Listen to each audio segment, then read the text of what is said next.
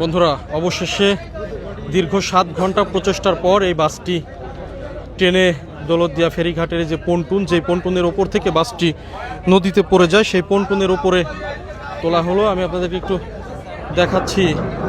দেখুন, বাসটির চাকাগুলো এখনো পর্যন্ত অক্ষত আছে। এই যে যাত্রীরা যারা ছিল, যাত্রীদের ব্যাগপত্র এখানে আছে এবং ফায়ার সার্ভিসের যারা সদস্যরা আছেন তারা ব্যাগপত্রগুলো টেনে টেনে বাইরে বের করছেন।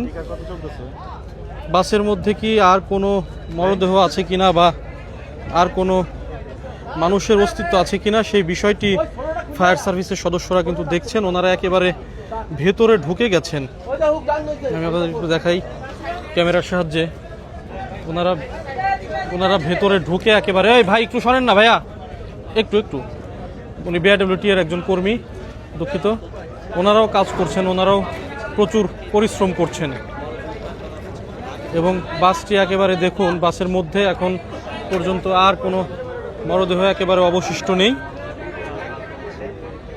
ফায়ার সার্ভিসের যারা সদস্যরা আছেন তারা বাস থেকে এই যে ব্যাগপত্রগুলো টেনে টেনে বের করছেন। বন্ধুরা দেখুন, এই যে ব্যাগপত্রগুলো বের করা হচ্ছে।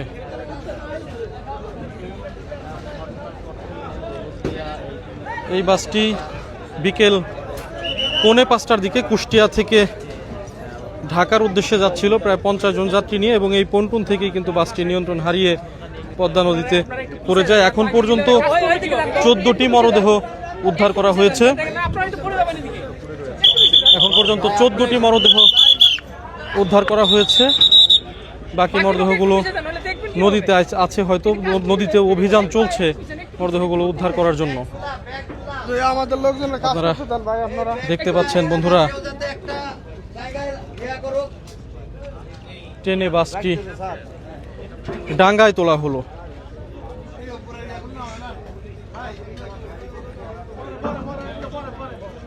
বন্ধুরা দেখুন, এই যে ব্যাগপত্রগুলো, এই ব্যাগগুলো নিয়েই কিন্তু ওনারা ঢাকার উদ্দেশ্যে যাচ্ছিল গ্রামের বাড়িতে ঈদ করে, এবং এই যাত্রায় যে ওনাদের শেষ যাত্রা হবে এটি কিন্তু কেউ আসলে তখন বুঝতে পারেনি। এখানে ফায়ার সার্ভিস, সেনাবাহিনী, পুলিশ, কোস্টগার্ডের সদস্যরা এখানে কাজ করছেন।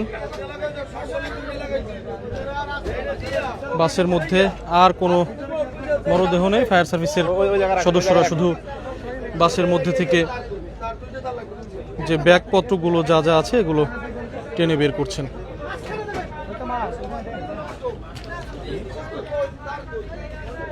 বন্ধুরা, ভিডিওটি বেশি বেশি শেয়ার করে সকলের মধ্যে ছড়িয়ে দিবেন।